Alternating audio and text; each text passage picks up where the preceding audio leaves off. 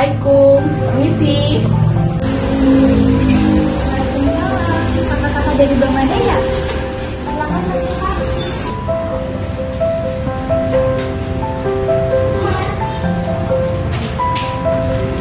Oke, jadi kami ini dari Universitas Pembangunan Slawi akan melakukan penyuluhan kepada kalian semua yang di sini.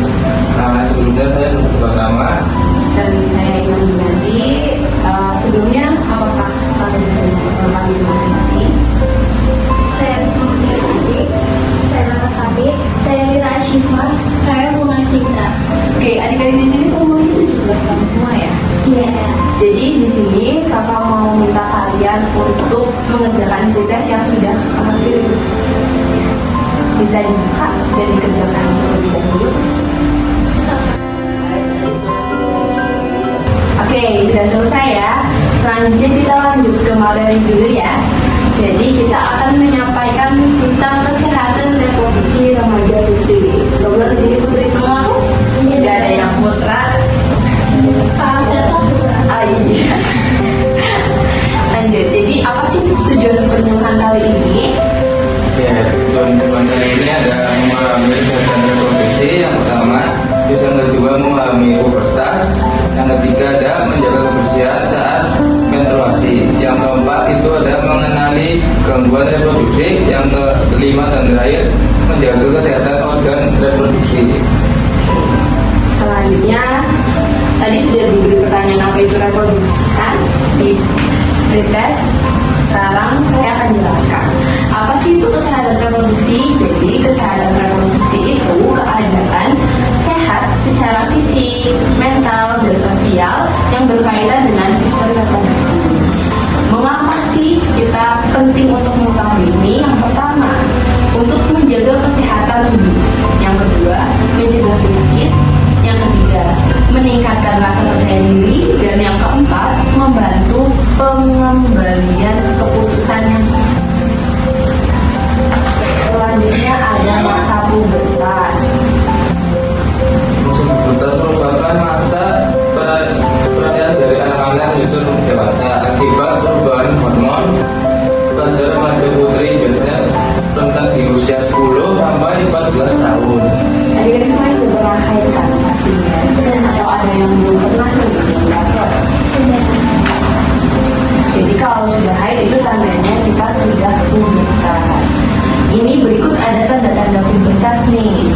Yang pertama itu emosinya lebih sensitif. Kalau dari fisiknya itu payudaranya membesar. Lalu ada pinggul yang lebar. Terus biasanya ditandai dengan menstruasi pertama atau menarse. Selanjutnya ada tinggi badan bukan cepat. Ada yang merasa nggak habis mens itu jadi tingginya melonjak, tadinya pendek jadi tinggi kan, itu salah satunya. Terus ada tumbuh rambut di ketiak dan mata. Selanjutnya ini mungkin saya akan menjelaskan karena menstruasi itu apa sih? Menstruasi itu adalah proses keluarnya darah dari rahim karena tidak terjadi pembuahan. Jadi kalian itu kan punya sel telur. Sel telur itu kalau tidak dibuahi akan keluar yang namanya itu menstruasi. Fakta tentang menstruasi, siklus normalnya 21 sampai 35 hari, lalu lama menstruasinya itu ada 2 sampai 7 hari. Terus awal pubertas sering belum teratur. Jadi kalau awal-awal memang tidak teratur sebenarnya. Yang selanjutnya itu ada saran dan akan menjaga kebersihan saat menstruasi. Yang harus dilakukan itu ada yang pertama ganti pembalut ya setiap 4 sampai 6 jam. Terus yang kedua cuci tangan sebelum dan sudah mengganti pembalut. Yang keempat bersihkan area genital dengan benar. Yang terakhir itu ada gunakan pembalut yang bersih. Kalau selanjutnya ada kebiasaan sehat saat menstruasi.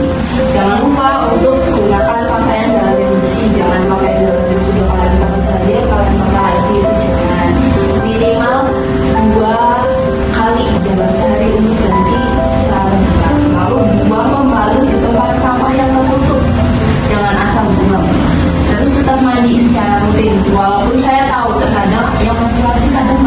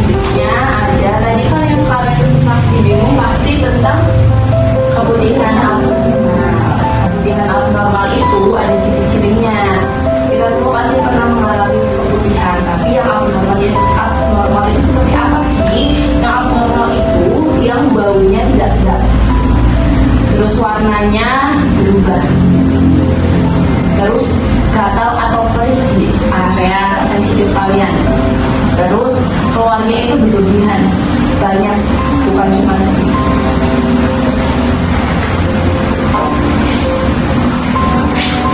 Oke, selanjutnya itu ada cara menjaga organ reproduksi. Ya, langkah-langkah penting itu adalah satu, menjaga kebersihan organ intim. Yang kedua, mengganti pakaian dalam minimal 2 kali sehari. Yang ketiga itu menggunakan pakaian yang menyerap keringat. Terus yang keempat, menghindari penggunaan sabun berlebihan. Selanjutnya ada gaya hidup sehat, dukung kesehatan reproduksi dengan cara seperti yang tadi sudah saya jelaskan, makan bergizi seimbang, ditambah olahraga yang teratur, lalu minum air yang cukup, dan juga istirahat yang cukup itu sangat penting ya.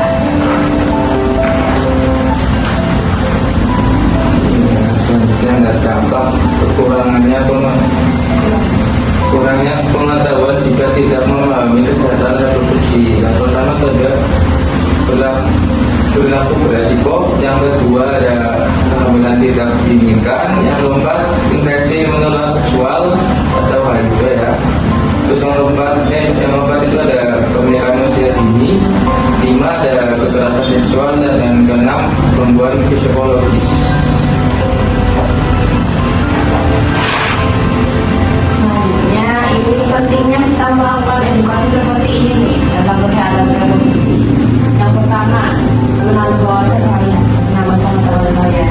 Yang kedua, membentuk sikap positif karena memang menjaga kebersihan itu kan hal yang positif dan tidak akan merugikan juga kan. Lalu membantu menjaga diri dari apa? Dari resiko penyakit, menjaga diri dari resiko yang tidak kalian inginkan seperti pernikahan dini dan lain-lain, padahal kondisi reproduksi kalian belum siap.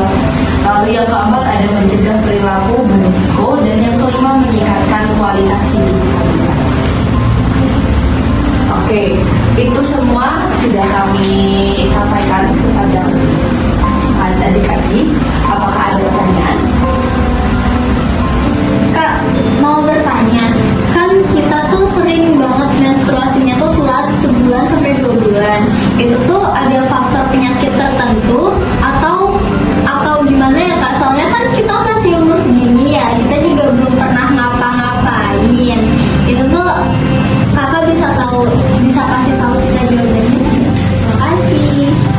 Oke, jadi tadi pertanyaannya itu ya, kalau misalnya 1-2 bulan nggak haid karena itu mungkin ada banyak faktor sih. Bisa jadi karena stres, itu karena kan hormon kalian tidak teratur.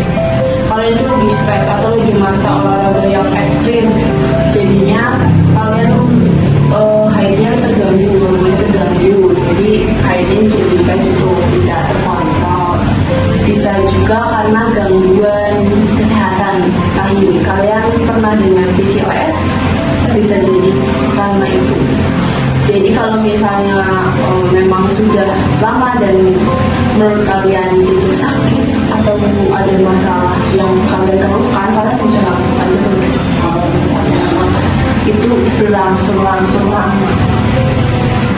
Aku juga Kak mau nanya nih, kalau misalkan kita kan hari pertama tuh kan haid kan, terus tuh perutnya tuh sakit banget, sakitnya tuh nggak kayak biasanya. Itu kenapa ya Kak kira-kira? Tentang sakit perut ya saat haid itu umum karena itu disebabkan oleh kontraksi rahim, karena kan kita lagi haid itu rahimnya berkontraksi dan meningkatkan hormon prostaglandin ya. Di situ hormon itu memicu rahim itu tuh tegang, terus menurunkan bulir rahim yang seringkali menekan pembuluh darah dan mengurangi pasokan oksigen sehingga memicu nyeri atau kram. Jadi itu normal. Dan kenapa sakit? Karena tadi ada peningkatan hormon prostaglandin. Izin bertanya ya Kak, kalau haidnya itu lebih dari 7 hari, itu termasuk batas normal ya Kak?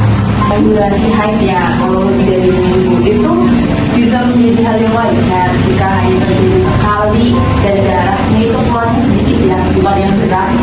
Itu seperti surat namanya.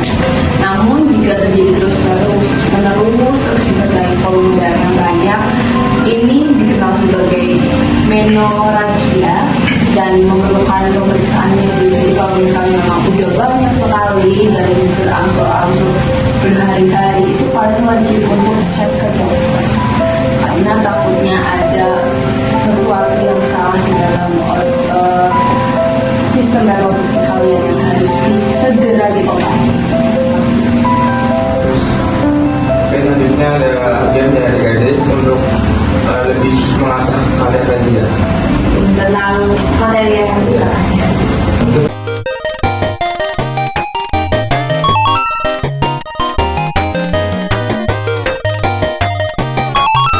Pertama itu ada pembalut sebaiknya dipakai itu berapa lama sih?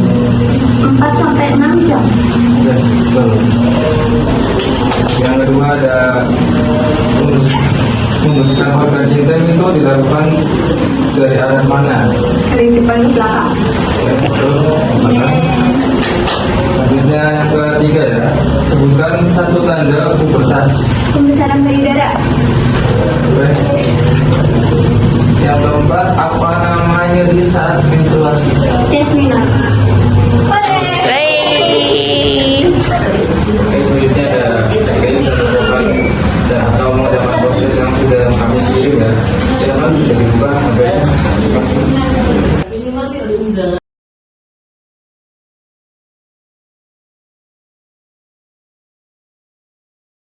Oke, adik-adik nggak kerasa ya udah di penghujung acara kita tadi juga menyampaikan materi, kita berdiskusi bareng tentang masalah produksi remaja putri, kita udah main game bareng-bareng. Selanjutnya kita mau kasih oleh-oleh kan.